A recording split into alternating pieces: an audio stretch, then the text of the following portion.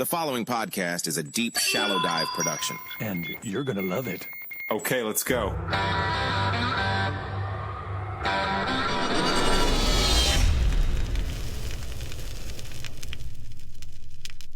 I have to tell you, this is, I'm not even kidding. I've been so looking forward to this interview.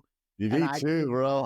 I know the last time it was my bad, dude. Work called me, and you know how that stuff goes, but I made sure that I'm available today. Well, you know what? Once I think we get into what your work is, people will realize why you stood me up that one time and why I didn't mind, because I owe you, dude. it's all good. All right, listen, everybody. By the way, you guys know with these guest interviews, these are video podcasts. If you are on Spotify, you can watch the video. If you are on YouTube, it's available obviously on video. Apple Podcasts, iHeart, Pandora, all that, you're just getting the audio. But man, you might want to check out the video, because this is about as badass of a guest that I've ever brought on. And not only because of what he does and what he's into, but shit, today, the way he's dressed, my man is looking the part. This is Tarek Kudura. Now, he actually goes by Joey Nobody. And so I'm going to probably call you Joey, but start us off by just explaining that. So what's going on, brother? First of all, I want to say thank you so much for having me, bro. And I want to give it a shout out to my boy Hassan here at the Contact Factory in ATX. You guys should check him out. Awesome, sick recording studio here in Austin, the Contact Factory. Ray, it's a pleasure. But man, honestly, you know, I'm better at answering questions because all I do is ask questions at work. So when I'm off work, I usually let people ask me the questions. So you let me know where you want to start, bro. I'm an open book. You already know how it goes. All right. You know what? Let's jump into what your work is, because, you know, I pitched you as a guy that protects children, and so much respect for that. So let's start there, man. Tell us what your work is.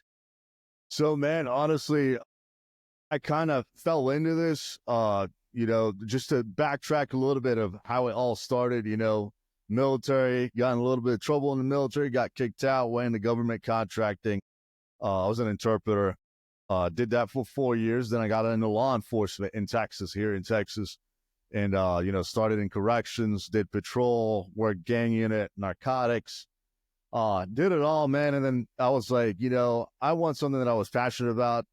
The war on drugs wasn't really my passion, because I saw that it was like an endless cycle of people are always going to do drugs. You know what I mean? And I personally, myself, don't believe in the war on drugs, because I feel like the criminal justice reform doesn't work in this country. I believe in therapy and stuff like that. But anyways, going back to the question, I was passionate about kids, man. I don't know. It was just something in me. I had a tough childhood. And, you know, I started as an investigator for CPS, actually, in Nevada, right? That was like my first taste of it. And what's CPS? What's CPS? It's like Child Protective Services. Okay. Essentially, they're social workers. They are public servants, but they're social workers. And I was an investigator. I did that for a year. Investigated a lot of child sex crimes, child trafficking. It's huge in Vegas, by the way, huge. And I enjoyed it, but I wanted to do more. There's a lot of red tape when it comes to Child Protective Services. They're not law enforcement, so you can't make arrests, right? Your job is to keep the children safe. So I started looking into government contracting on the children side, you know, on the kids side. And ICE at the time, you know, Customs and Immigration, had a contract in Vegas that was dealing with kids, you know, and people crossing the border. And I did that for a little bit, but then I went on to the other side. Won't mention the specific agency, but people can figure it out. And they were doing a lot of rescue operations actually on the border in Tijuana. That was in 2021, and that was probably like one of the most badass contracts I ever did. We rescued 1,500 kids that summer. 1,500 kids. These are kids that are trying to get smuggled in from Mexico into the United States. Yes, and we're talking on the southern border in Texas, right? No, this was this. So this contract, I've operated all over. This was Tijuana, you said. Okay, Tijuana, got so it, got it, got it. California, it's not San California. Diego border. Okay, wow, 100 kids. And that was just the ones that we caught, right? Think about all the ones that we didn't catch. I mean, the numbers are astronomical. People don't realize how big of a deal this is. It's $1 billion industry. You know, drug trafficking used to be the number one criminal profiting business in the U.S., and it is no longer drug trafficking. It is child trafficking now. It's number one. The U.S., I believe, media does not cover it as much. In my opinion, and from my background, my experience, it's because a lot of heavy hitters, I'm not going to mention specific people, but you guys can figure out what I'm talking about. Politicians, doctors, lawyers, big name people in our government are involved in it. And it's not a conspiracy. I've witnessed it firsthand. I didn't make any arrests on that side, but I was responsible for kids. I was a site supervisor on that contract. And yeah, man, within 3 months, we saved 1,500. And that was under the Biden administration. I don't want to get too much into politics, but under Trump, when I was contracting for ICE, we did, I think, more under Trump than Biden. I'm not a fan of neither. I'm a fan of rescuing kids. I don't care who's president or any of that. My objective is, at the end of the day, what keeps me going, bro, is children, you know? That's what just gets me going every day, man. That's insane. All right, so, and I know you're unbelievably authentic and raw, and you're going to give it to us straight. So That's right. What I want people to understand from what you just said is this concept and problem of child trafficking. This shit is real. This is real, right? Like, this is obviously not something that, you know, I think a lot of people, especially over the past 4 years, thought that, you know, the Republicans were playing this up because they were trying to make the southern border, especially in Texas, look weak. And they were trying to, you know, tear down the Biden administration, tear down Kamala Harris as the border czar, and say this is made up. It's not a problem. You're telling us firsthand this is a real freaking problem and a real business. It is. It's a huge problem. And it's funny that you mentioned Kamala Harris, because at the end of that mission, the 3-month mission with the 1,500 kids, guess who decided to show up at the end of it? At the end of the success of the mission, she showed up, not while we were doing all the work. She showed up at the end and basically took credit for, you know, her working with the governor. By the way, I didn't shake her hand, just for all the viewers out there. I was pissed. I was the only one that didn't out of all the other guys on the mission, because I felt disrespected. Like, it was a slap in the face. You know, we're out here doing all the work. Where was the support when we needed you? When these little girls, 5, 6, 7 years old, needed you. You guys waited way too long. And this is a problem with politicians, dude.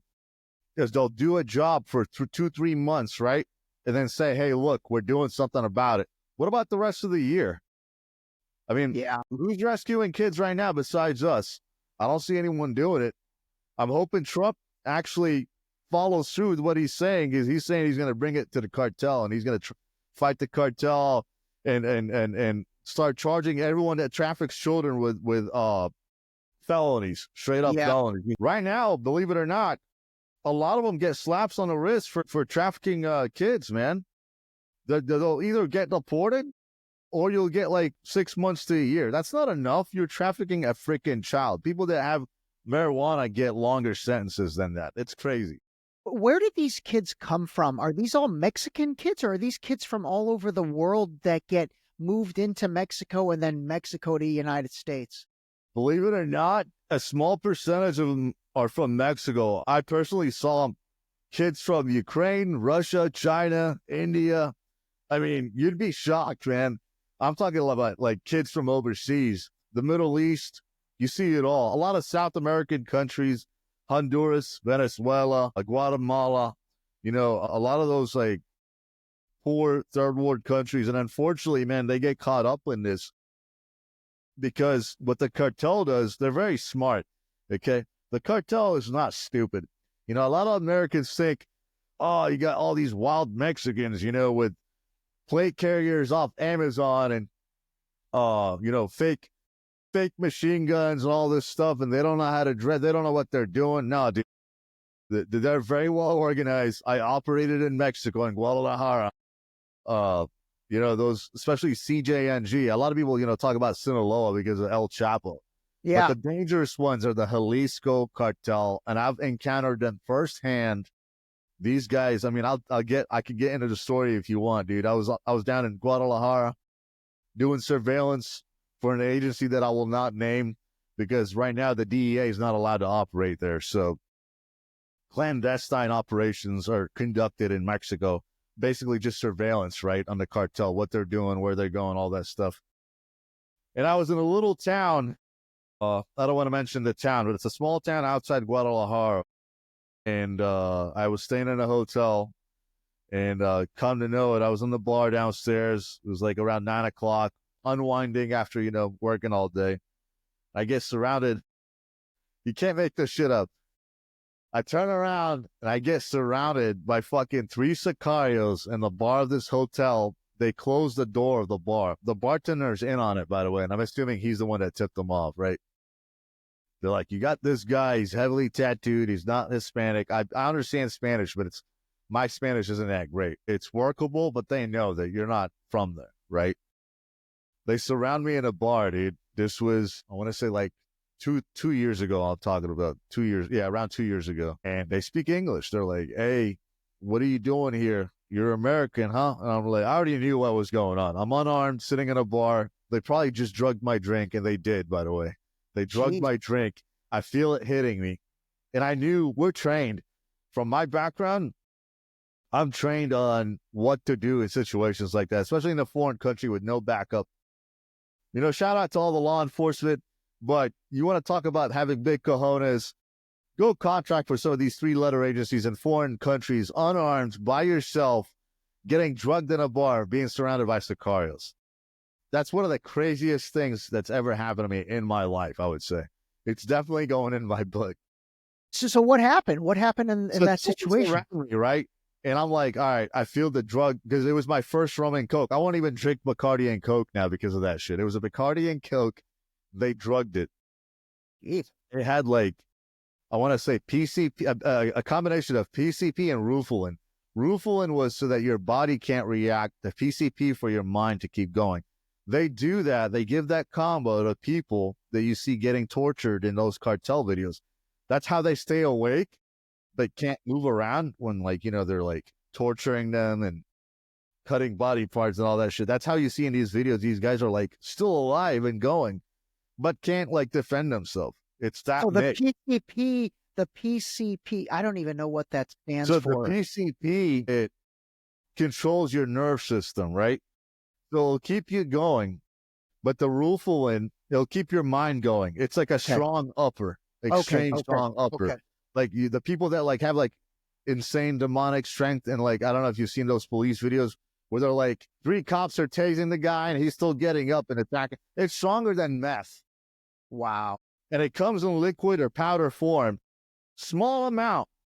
I'm assuming the bartender probably slipped it in there with Rufalin, droplets, GHB. The mix, the heart will be racing, by the way. Let me tell you about how I felt.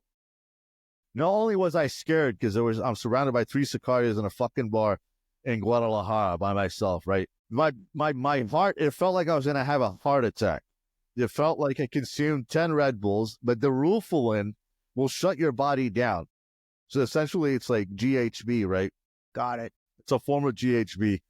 It's a rape drug. That's what it is. When girls roofie. Yeah, basically. that's what it is. Rufalin. Got it. So a combination of that with PCP is like a recipe for a stroke, dude. I'm surprised I even made it out alive from that fucking bar, dude. I felt like I was going to have a heart attack. And meanwhile, I'm trying to stay calm.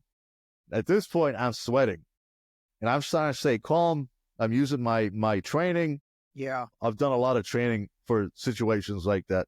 The best thing to do in a situation like that, for everyone watching, in case you're ever drugged in a bar surrounded by Sicarios, is to stay calm. Because the more you freak out, the more the drug starts going to your bloodstream. Yeah, the more your heart starts pumping, okay, the more it's going to get worse for you.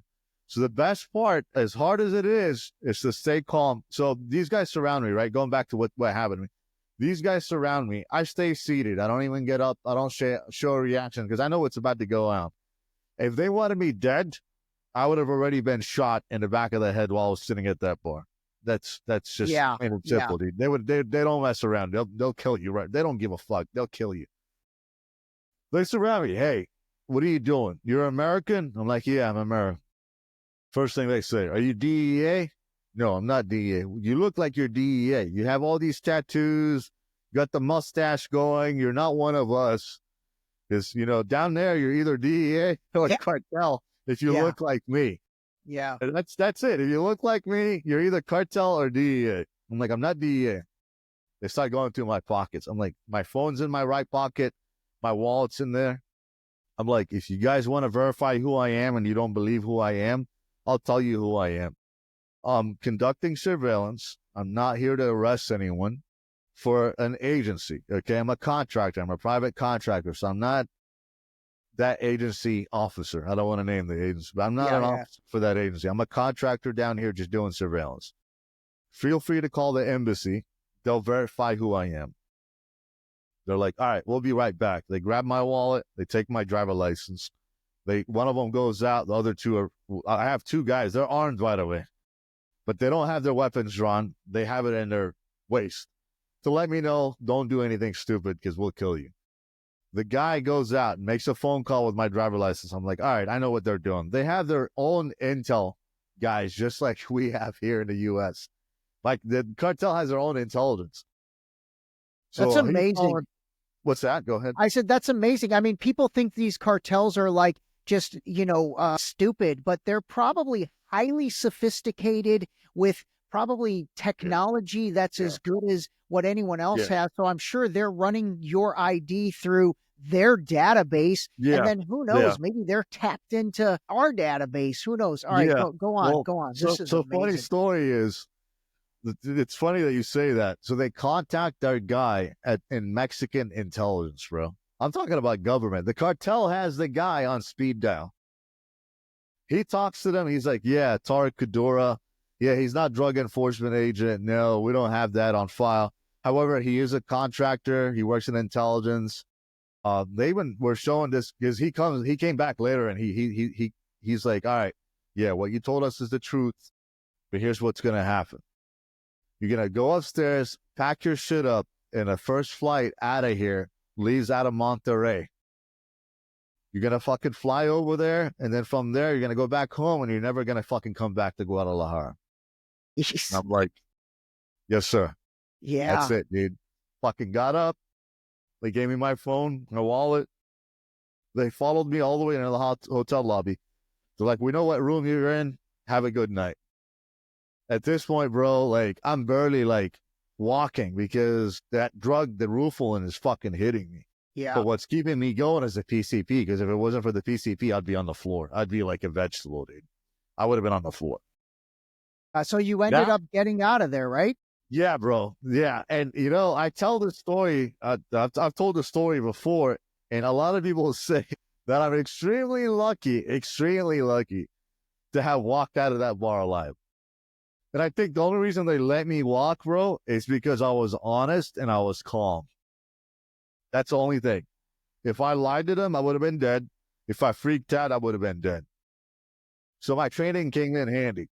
So when it comes to the cartels, I mean, again, my knowledge of the cartels is pretty much the Netflix shows that I've watched, like Narcos and Narcos Mexico and all that. They're great shows. And I've always wondered, I'm like, is this really what these guys are like? And it seems like it is. I mean, they're tied into the government. They're tied into, it was like Pablo Escobar, who had every cop on the payroll. Like, I think a lot of people think, oh, this is just for the TV show. Dude, it's not. It probably is that. They're a feeding system for all that stuff, huh?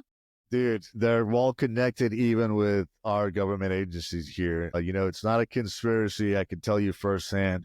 Because guess what? When I came back stateside, my supervisor calls me. He's like, hey, we need to talk. Guess what? Mexican intel guy calls my agency contractor, and tells him, hey, your guy fucked up. He was in the wrong hotel at a bar drinking.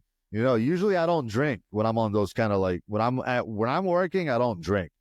But I wanted to unwind. I was there for a week. The coast was clear. That's so I thought. But they were watching me the whole time. I was watching them, but they were watching me, dude. And I knew they were watching me, but I never saw them. Yeah. They have what's called hawks, which is basically what I was doing. They'll never approach you, but they'll watch you from a distance and they'll follow you everywhere. These guys are fucking pros, dude. When I talk about the CIA, no. The hawks for the cartel will outmaneuver any CIA officer I know, dude. They're good. It's all they do every fucking day, bro.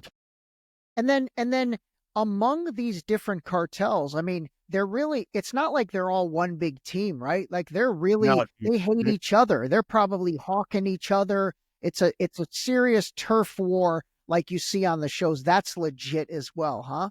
Yes, that is correct. And believe it or not, the recent files have been unclassified from the CIA about the government, the U.S. government, collaborating with the Sinaloa cartel to take out other cartels like Juarez Cartel, CJNG, CDN. So they collaborate with the Sinaloa cartel, brother. They'll give them information. They'll give them, I don't know if they give them weapons. I'm like iffy about that. I don't know too much, but I'm sure it happens. Yeah. At some point, I'm sure, because our weapons always end up in Mexico, and you can't tell me that the government isn't bringing it down. Because we have checkpoints. A civilian's not bringing that shit down. If anyone's bringing any shit, it's going to be people from down there bringing it up here, not the other way around. Yeah, especially with the quantity of weapons that I'm sure they're doing. All right, last question on the cartels. What about like all the stuff you see where they employ all the little kids? Like the little kids are like, little birdies is that stuff true or is that kind of fiction? No, they definitely use kids, as lookouts and stuff like that. Everything you see, the best movie that, in my opinion, shows exactly how it is would be Sicario, believe it or not, dude. Okay, the movie Sicario. All right, it's fairly accurate. Out of all these other Hollywood movies, I would say it's pretty fairly accurate to how things operate in the cartel world, Okay. Yeah. Sicario, man. A good movie, by the way. If any of y'all haven't seen it, I'd highly recommend it, especially the two recent ones, man. They're pretty good. There's a fourth one coming out, I believe, too. All right, I'm going to watch it again. All right, let me get back to the child trafficking stuff because I want your opinion on, Tim Ballard and that whole Sound of Freedom movie and all that stuff, and I will say when I first saw it, I was like, okay, wow, this guy's incredible. And that was another situation where in my mind, I was like, why is he getting not supported by everybody? Is there more to this story? So, dude, would love your opinion on that dude and that movie and all that. So Tim Ballard, he doesn't know me. He probably knows of me, but he doesn't know me on a personal level, right? Like he's seen my stories on Instagram. He's liked a couple of posts here and there and stuff like that. I know his background. He actually worked for Homeland Security. I was a contractor, but he was an actual federal agent. And yeah, he got basically let go because he didn't agree with a lot of things that happened. We do share a similar story. I left contracting for Homeland. I can get into that later because I didn't agree with a lot of the shit that was happening under the Biden administration. Those guys even investigated me, but we could talk about that later. But he left them to do his own thing. Now, personally, let me say this. The movie would have not went into movie theaters if the powers that be would have not allowed it, okay? That's all I'm going to say. A lot of people say he didn't get support. The dude's a millionaire. A lot of people don't know this. He's making a lot of fucking money, dude. Go look at the houses and the travel and the vacations and all that shit that him and his wife and his kids. Good guy, don't get me wrong. Okay, I hear what you're saying. Do not be fooled, though. Okay. That's all I'm going to say. Yes, he rescues kids. Yes, he has a great organization. But anyone that's very vocal in public like that and gets away with it without getting in trouble with the government or cartels or any of that stuff has a working relationship with those people. Like, that's All all right. I'm gonna say, man. I get it. I get it. You're saying it without totally saying it, but you're saying it. That's how the business goes. All right. Now, for me, how I'm vocal and able to do it is because I know what to say and what not to say, stuff like that. Now, don't get me wrong. I'm not saying that I'm not being watched and all that stuff, but I have a working relationship as well with the government agencies. I have my contacts also in Mexico. It's the way the business goes. You can't rescue kids without working both sides of the fence. That's it. It's a gray world, bro. That's Anything amazing. with kids is gray. It's not black Dude, and I white. love that. I mean, listen, that is just so, and that was what about Tim Ballard kind of, I was impressed with. I'm like, all right, here's a guy that's, rescuing kids. I totally get what you're saying in terms of, to be able to do what he did as vocally and as visually and as broad, there probably is a level of controlled opposition, as they say. So I totally get that. All right, let's, I really want your opinion on some recent stuff that's happened. So let's start with, although God, this feels like this was a year ago, but the Luigi Mangione, the kid that shoots that. I knew that was coming, brother. Yeah. And I'm very vocal, right? Yeah. And sometimes it gets me in trouble, but I believe in always sharing the truth, and that's why now I've been doing podcasts. For the longest time, I wasn't doing podcasts because, like, I don't want to say too much, but now I believe is the time to be vocal about it. So Luigi Mangione, I'm probably butchering his last name. Let me say this, okay? I'll start off with that the feds recently, they didn't really cover it on the news because of the terrorist attacks that have been happening right here in the country. Vegas, New Orleans. The same day that happened, the CEO of United Healthcare, the feds went and raided his house, right? They found tunnels underneath his house.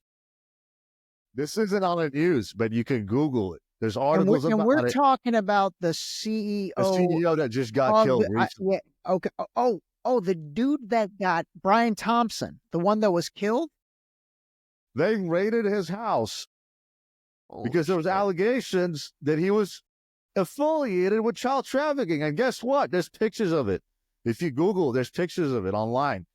But the day they raided it was the day the terrorist attack happened. And let me tell you something. The government does not work on coincidence. That's all I'm going to say, bro. It's not a coincidence. It was a distraction. But they found tunnels underneath his house.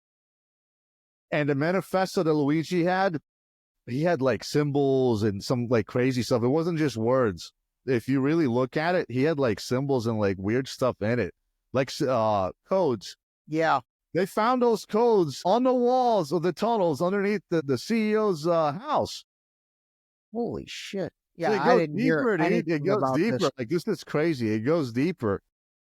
I think this is what I think. You want my opinion on what I think? I mean, do you think he was the shooter, Luigi? No, I don't think he was a shooter. I'm going to tell you right now, he was a patsy. As a guy that has contracted for intelligence agencies for over 10 years, I'll tell you right now, he was a scapegoat. He was not the shooter. He did not match the description. It was similar. Planted. Who the hell walks around with a backpack full of Monopoly money and hits up, what was it, Burger King? McDonald's. Yeah, that was weird. That was killing someone. Weird. Are you kidding me? Yeah, that was super weird. Millions. He just wasted his whole life away for killing a CEO? No, dude. It goes deeper. You ready for this? Okay. Yeah. So this is what I think, okay? I don't want the FBI now coming and asking me 100 questions. This is my opinion. You guys can take it or leave it, all right? I think Luigi knew what the CEO was involved in. Kids shit. I don't want to go in too much into that. But, nasty shit. Luigi had a problem with it. So Luigi was getting ready to speak out about it. So, as a result, just like with Epstein and Diddy and all that shit, this was another scenario similar to that. Before Luigi could speak out about it, right, they planted a manifesto. I think the government did, or the feds, whoever was responsible for this. It was orchestrated. They sent some guy, and by the way, that guy wasn't just some random dude. because it was one shot, one kill. He knew exactly where to shoot him, and it was a silenced weapon. So what I think was, I don't know if he was an agent or whatever you want to call it, or a hitman, or I don't know who he was, but it wasn't Luigi. Luigi was getting ready to expose what the CEO was involved in. They set him up. Now he's in prison. And that's why when he was walking away, I don't know if you saw when they arrested him and they were transporting him into jail, he said the American people deserve to know. This is like something along those lines. This is a chain to the American people. He's talking about, he's not talking about health insurance. I mean, yeah, that's a big problem. They're fraud, the health, it's the biggest scam in America. Yeah. Medical insurance. Claim. Yep. He's talking about what they're involved in, dude. The child shit. That's what he was talking about. Everyone knows that the health industry is $1 billion scam. He's talking about what they're involved in, the kid shit. And I think, they silenced him, unfortunately. That's what happens. Anytime you know something and you're a witness, you're getting ready to expose someone like that. Yeah. They'll silence you, dude. So that's what happened. Luigi did not kill him. He was getting ready to talk about it. He knew what was going on. I'm sure he's been to the CEO's house because the CEO used to throw like Christmas parties and shit. All the people that worked for him would go there and shit. And Luigi was among that circle, right? Wow. Okay. All right. Wow. That is definitely a different take than I've heard. But you can keep going down that rabbit hole and people will call it a conspiracy, but it is not a conspiracy. Okay. It can be proven. You just got to do a little bit of research. You can't get your information from the U.S. media. Yeah. That's for sure. That's for sure. All right. Speaking of rabbit holes, you have any thoughts on the Epstein and then Diddy? Like, are those guys patsies, or were they really, integral in what was taking place, and anything there? Those guys weren't on the level of the people that were actually doing it. Okay. That's what I think. And I think the reason they're in jail is because they were getting ready to expose them. Same thing with Luigi. This happens a lot in the country, and it's not something recent. It's just being more well-known now because people record, people talk, we have social media. But this has been going on in the country, dude, since the 60s and 70s. I feel you. Yeah. Even with JFK and Martin Luther King, Malcolm X, Bob Marley, the list is endless, bro. Those people weren't just random people that died. They knew a lot of what was going on behind the scenes. And, I hate to say it, but they were silenced. I totally agree, man. I totally agree. I think all of those guys, it's funny. It's always the guys preaching for peace, the John Lennons, like you said, MLK, Malcolm X, JFK, all these guys, they're the ones that are going up against, the forces that be, the powers that be, and they're the ones that get silenced. No, I totally get that. All right, let's jump into current day, the New Year's Day stuff. And why don't we, either start with the New Orleans guy or start with the Vegas guy, and dude, give us your thoughts on those.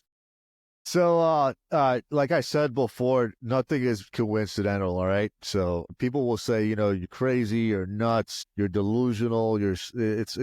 My dad thinks I'm nuts. Let me just say that. Okay. Dad, if you're watching this, I love you, but I am not nuts. It's just because I see what you don't see. And the average person in the U.S. does not see the things that I've seen, right? Especially working in my field. Yeah. So, of course, they're going to think I'm crazy. People are entitled to think what they want to think, but I can tell you from my experience that nothing that happens is coincidental. Those attacks, I believe, are for a reason. I'm not 100% sure what that reason is. Honestly, I'm not, because it was a senseless act. But both those guys worked in an intel background. One was IT, the other one was a special forces. The New Orleans guy was an IT guy, right?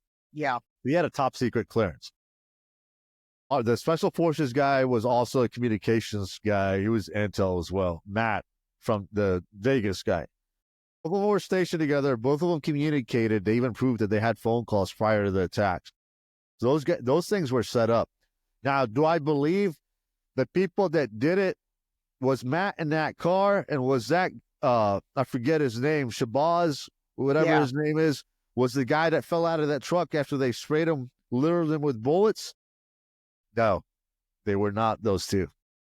I think they look similar. Let me tell you, it wasn't them, bro. It was not them. I'm not saying that there weren't people that actually did it, because there's pictures of a guy that was in the car caught on flames. You know, in Vegas, there's a guy that got shot. But if you compare the pictures, and even if you like, dude, just zoom in. It's not them. They look similar, but it's not them, dude. It's not. These guys had it all. I mean, the Shabazz in Houston was a real estate agent. He was well off. He had a good background. You know, he worked for a big defense contractor called, I probably will butcher it, Deloitte. Am I saying that right? I think it was with Deloitte. He was like a management consultant. Yeah, with Deloitte. Sorry, too. Deloitte. Yeah, he worked for them, dude. So the guy had a clearance. The guy was affiliated with the government. So was Matt. He was active in Haiti recently. He's done a lot of shit overseas. I'm sure he's contracted for that 3-letter agency that I was talking about earlier. They use these people. They're what we call in the intelligence field assets, or like agents, not officers, but like assets or agents. And what I mean by that is they basically strike deals with these people. That's what they do. They're masters of deception, right? They'll use them. They're actors. They're what we call crisis actors, right? That name has been mentioned in the past, you know, shootings and shit like that. And they are real, bro. They are real. We do have crisis actors. We do use them for events. Usually there's a bigger agenda for the government. And that's why these things happen. And unfortunately, senseless people end up getting killed because of this. Yeah. It's sad. That's a sad part, man. It's like, first of all, everything you say have said is plausible, in my opinion. Yeah. And the sad part is, you know, it's the innocent people that are getting killed because of whatever the situation is, dude. It's a mess. All right, let me actually go ahead. I don't want to get too much into it because I'm not petty, but what really pisses me off is the guys that run the podcasts. Yeah, that's what I was about to get into, actually. That's funny. Yeah. Go ahead. I mean, I hate to mention names, dude, but there's one that really, really irritates me, right? Because he came from I'm not a Navy SEAL like him, but we both contracted for that 3-letter agency. He's a badass. He's a special operator, all that shit. I worked in Intel as an intelligence officer. And recently he's been pissing me off more and more and more. And I hate to be petty, but I have to put him on. I have to be that guy that puts him in check because we're from the same circle. So if anyone's going to put that guy in check, it's going to be me. All right. And I don't care what the outcome of this is, but I feel like I have to be vocal about it because he's deceiving millions and millions of people. Shawn Ryan, I have a problem, buddy. Shit. Recently, he's been pushing. I mean, I know that the guy is supported by the government and the 3-letter agency helps fund his podcast. By the way, those big guys like Joe Rogan, Shawn Ryan, all these guys, no one goes on that podcast without the government saying yes. That's the way it works. Plain and simple. No ifs, ands, buts about it. But recently he's been pushing a lot of propaganda, dude. You know, having that bitch, excuse my French, Sarah Adams, who's always in there, that fucking fat cow. I mean, now I'm going to get fucking really... Because that kind of shit it's your show, man. It's your show. Yeah, give it. You know why? By the way, let me set this up a little bit because, again, I never really followed Shawn Ryan much, but I just have been following this controversy because it's garnering so much attention. But it seems like what happened was Shawn Ryan got contacted by this guy, Sam Shoemate or something. Yeah, an intelligence officer just like me who was paid by the U.S. government to send him a fucking fake email. By the way, I called Shawn Ryan out. Sorry to interrupt. Yeah, go ahead. But this is because this is fresh in my mind, so I wanted to say it. I called Shawn Ryan out, that bitch, okay, because that's what he is now. I used to respect him for fucking pushing that propaganda. That email was fake, and by the way, I have a lot of proof for it, and it's even on Reddit, by the way, now. I started a whole trend when I called him out. This is within the last 48 hours. A lot of people are now calling him out as well. Yeah, they are. It's obvious, dude. He brought this intelligence officer, same title as me, probably paid him 10 grand or whatever the fuck it is. We all get paid, right? At the end of the day, it's about money. I'll be honest with you. but you can't fucking buy me. And that's why I hate guys like Shawn Ryan, that fucking piece of shit that's sent out the email, and Sarah Adams. They're all paid, dude, by the U.S. government to fucking push disinformation to millions of people. And unfortunately, a large majority eat that shit up. Shawn Ryan, let me get on my fucking knees for you because you're a Navy SEAL and you're a CIA. We love you. Yeah, cool. He's got a fucking cool background, but he uses that cool background to push out fucking bullshit down your throats. And all you guys out there, not all, a big percentage of you eat it up. But I'm glad I called him out because people are waking up now. So I did the right thing, in my opinion. You know, it could have backfired on me, and it probably might. However, I'd rather it backfire than on me. But as long as the American public is aware of the truth and they're not fucking decepted by all these fucking fake fucking assholes, you know, if I had a platform that he had, I would do the right thing and be like, no, look, this was orchestrated. No, he's doing the fucking opposite, dude. So I are you lost all respect thinking, for him when he did that? are you thinking that email that they claimed the Matt Livesberger sent the Sam Shoe guy? Because again, I mean, I'm just following the thread on Twitter and I'm following the thread on Instagram. And I will say there are a lot of people who are thinking exactly like you're thinking. And they just don't feel these guys are being authentic with this. And it's almost like it's almost like what do you call it? It's like a reverse psyop, you know, it's like a reverse psyop, or they're hitting people with the reverse Uno card or something. And Ray, you said psyop, and that is exactly everything that's been happening is psyop. And guess what my expertise is? Ecological operations. And I can tell you as a subject matter expert in psyops, I mean, I'm the king of it, dude. I used to interrogate fucking terrorists, tell members, everything, you name it, dude. I used to interrogate those guys. That's my specialty. I'm not a door kicker.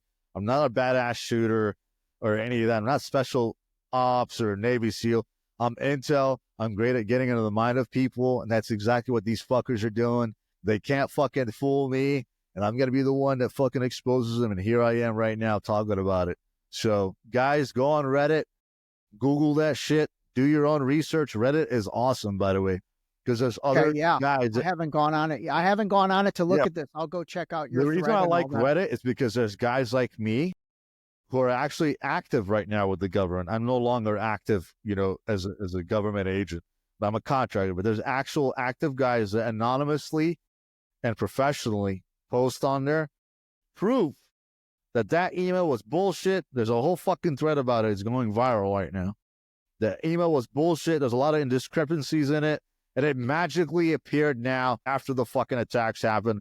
Where were you? Where was that fucking Sam cocksucker Schuler guy before the attacks happened? If he's such a badass intelligence officer, why did he ignore the motherfucking email when the guy was giving him a heads up about what was about to happen? Now, because it happened, he wants to go on the Shawn Ryan show, right? One of the biggest podcasts out there, to talk about the email that he received months ago. Yeah, dude, go fucking fool someone else. Go fucking suck a dick. Yeah, I said it. Go do that, dude. I hate fucking guys like that. Nothing pisses me off. You know, I took an oath, and when I did what I did and worked for the government, I took an oath to help people and serve the people in the United States. Like, the United States government is here to serve people, not people serve the United States government. People get it fucking twisted. You know, that's why I'm sorry, man. I get heated because, like, I'm passionate about it. I take my job seriously and my title seriously. As an intelligence officer, I feel like I love to share my knowledge with the people. That's why I'm an intelligence officer, man. I got to help people. I got to tell them what I know so that they can be safe. You know what I mean? I think that's great. And I think it's amazing for us to understand what an intelligence officer does. What, you know, even like psyops, like a lot of people don't really understand what that's all about. And they don't understand, you know, they're in one or it's happening to them because, again, that's the whole point. If it's that easy to understand, it's probably not going to be effective. But it's ones that are difficult to figure out. It's like, you know, I talk about like 4-dimensional chess, man. It's like 4D chess where you're like, what is going on? You know, what the hell is really the case? And I will tell you, aside from all this, one thing I've learned the past few years is, when I see the entire mainstream media moving in one direction, chances are the truth is a little bit in the other direction. So you have to be cognizant of that. All right, dude, that was a lot. Anything else on that, or do you have anything else you want to unload? I think I've unloaded all. All right, yeah, you did. All right, let's jump back into the southern border, because you're in Texas. So that's another one where, like, the past 4 years, I mean, it's been bad, right? Like, has that border just been literally open the way half of us think it has been? The other Dude, half think it's Republicans. It really has, though, right? Yeah, dude, let me tell you, it's not a Republican Democrat thing. It's a United States thing, right? And the government has been allowing it, but it's now more obvious under the Biden administration. Well, the last 4 years it went to shit. So I was working as an intelligence officer most recently, prior to doing the child trafficking thing, as a intelligence officer for ICE, contracted intelligence officer, okay? So I wasn't an ICE agent. I was hired to a private agency to work intel. And my job was, like, every time ICE, would catch a KST, known suspected terrorist or cartel member or gang member or someone like that, MS-13, my job was to get information from them and share that info, on the intel side of ICE, Joint Terrorism Task Force. I had a problem with ICE because a lot of those guys that would admit to me that, hey, we're with this group or that group, believe it or not, would get fucking released the next day after paying, like, a very hefty bond. Just released onto the streets with no ankle monitors. And if that's not a problem, I mean, I don't know what is. When ICE You're is talking releasing, about the people they arrest, the coyotes, they call them, or something, like the no, I'm people that are talking trying. about fucking actual goddamn terrorists and cartel members. Now, you see, the bottom of the barrel guys, like the coyotes and shit, dude, those are the ones in detention centers. The ones getting released are the ones with the dinero. And I'm talking about fucking, like, known suspected terrorists, KSTs, bro. Like, a guy, I can't make this shit up. A guy would come and tell me, hey, I'm with the Muslim Brotherhood from Egypt. I'd share it with ICE. They'd ignore me. Send another email. Ignored. Fucking bring it up to my supervisor. Ignored. Fucking start escalating it up. They get mad at me. Hey, the guy has a $500,000 bond.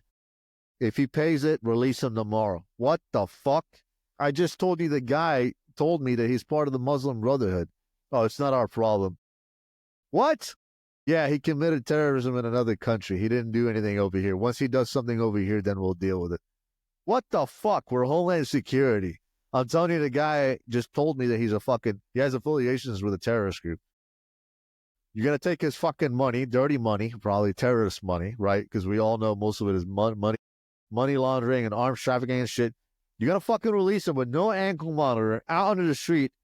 You're not going to know where he is. This happened for a year straight, bro, while I was with them. And so these guys post these bonds, and obviously they're never getting that money back because they never return for it, right? That's how it works. So, like, at 500,000, exactly, bro. No one ever shows back up for the fucking ICE interview. They don't have to. How are you going to find them? They're undocumented. Ahmed, the terrorist, doesn't have a fucking Texas driver license or an address. How the fuck are you going to know where he is? He's out there right now eating fucking KFC, planning his next attack. As funny as it sounds, that's the reality of it, bro. That's the reality of it. And we're in for a rude awakening. And after I resigned, I got in trouble because they wanted to they pulled 2 fucking OPR agents, which is internal affairs for ICE, pulled me into a black SUV, raped me with questions for 2 hours. Where I've been, what I've done the last 10 years, blah, blah, blah. Like, you cocksuckers. You already ran a fucking entire fucking background check and you interviewed me before I even got selected for the position. Now, because I'm resigning and I'm going to fucking go vocal about it, you have a problem with me and what I did in the Army in 2008 and why I got kicked out of the military. You already know why I got kicked out of the military. I have a general discharge. I don't have a dishonorable. I got called a fucking terrorist and I beat the shit out of a soldier.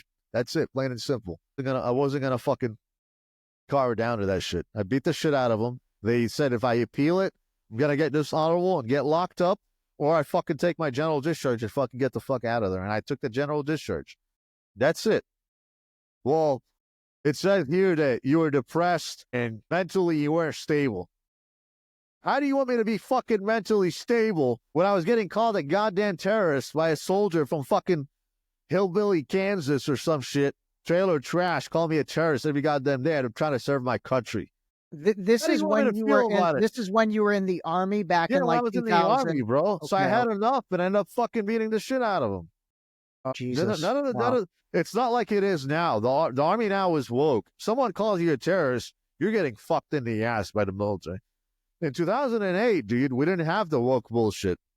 They were racist. I was Arab, serving in the military, right? And they didn't like it. Especially a lot of those guys, you know, from fucking small like towns and cities like in Kansas and the Midwest. They don't like fucking Arabs. Yeah. Call me a towelhead every day and shit. So I had enough and I ended up beating the shit out of them. And that's that.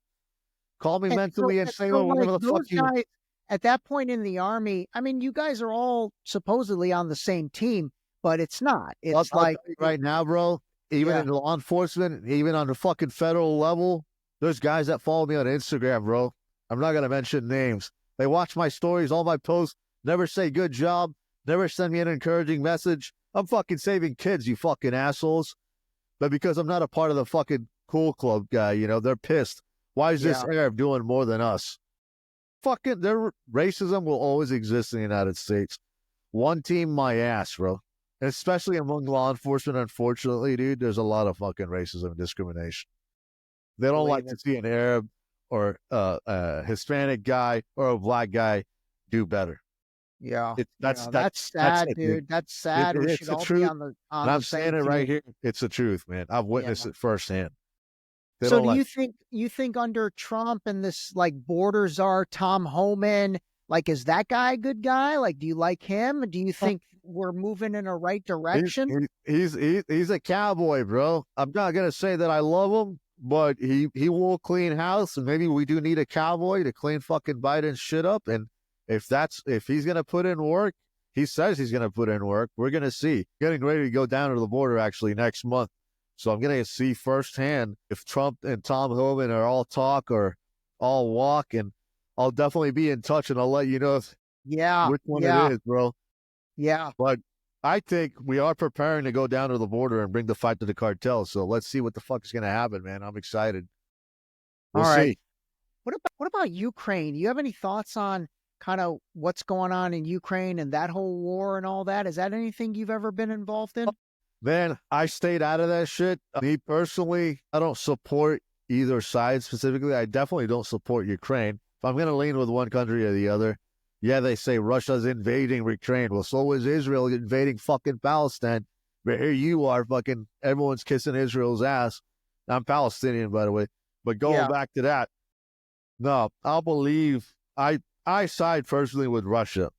We like to say that, you know, Russia's the bad guy and blah, blah, blah, blah. No, dude. Putin has balls. He's doing what he wants to. We did the same shit in Iraq. We invaded fucking Iraq. We invaded Afghanistan. This is a veteran telling you this. No weapons of mass destruction or any of that shit. We fucking funded Al-Qaeda. We created Al-Qaeda. The CIA gave them weapons. We trained Osama bin Laden. This was all fucking been proven.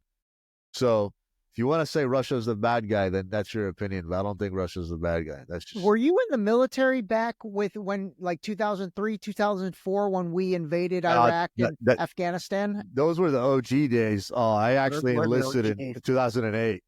Okay. So it was under Obama. We were still fighting. You know. Okay. But it wasn't as bad as 2003 and 2004. You know, invasion of Fallujah and all that stuff. I wasn't there for that.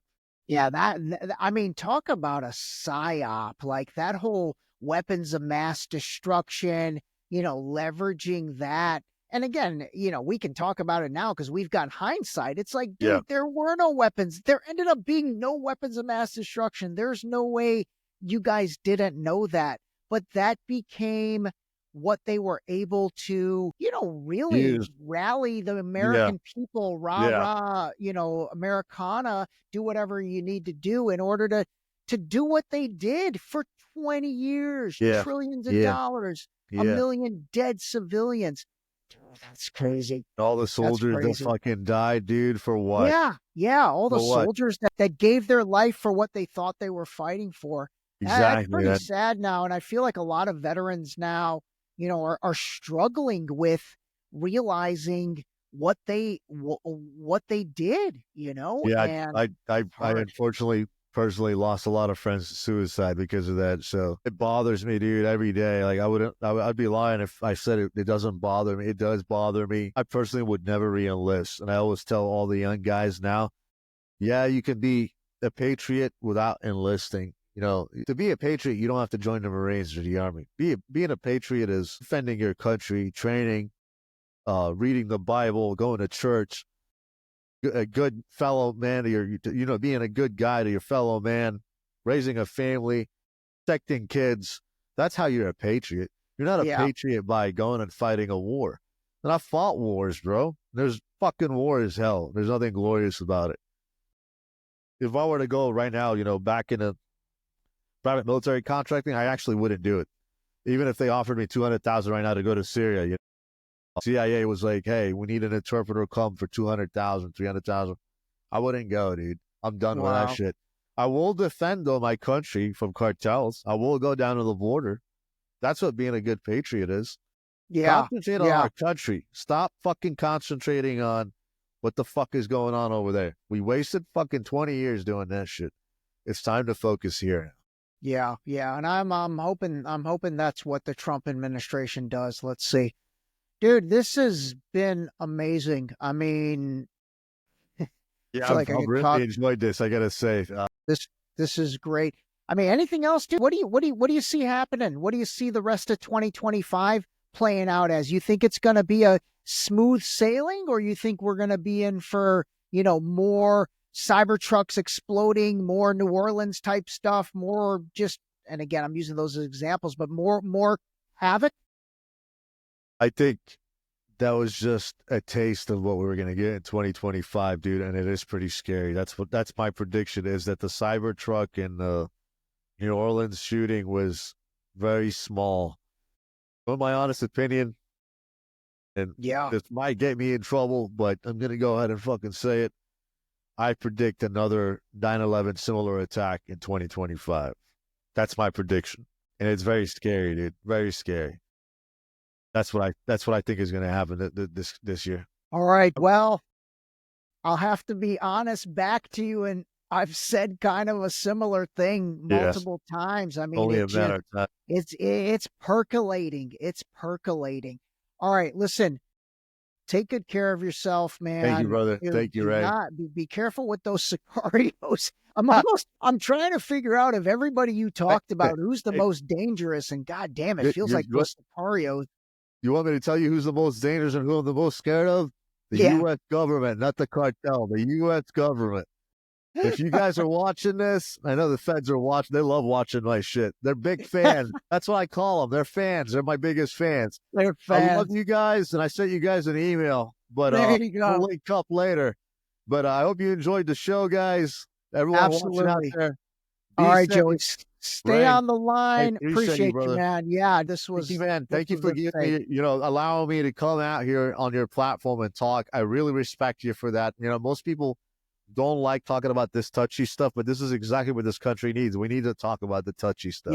Yeah, absolutely. We need to talk about the truth. We need to talk about the truth. Exactly. Thank you so much, Ray. I appreciate you, brother. I'll be in touch, my man. You got it. Hang on the line a minute. All right, everybody. I hope you guys enjoyed this episode as much as I did. This was heavy and light and everything in between. So, all right, talk to you later. Take care.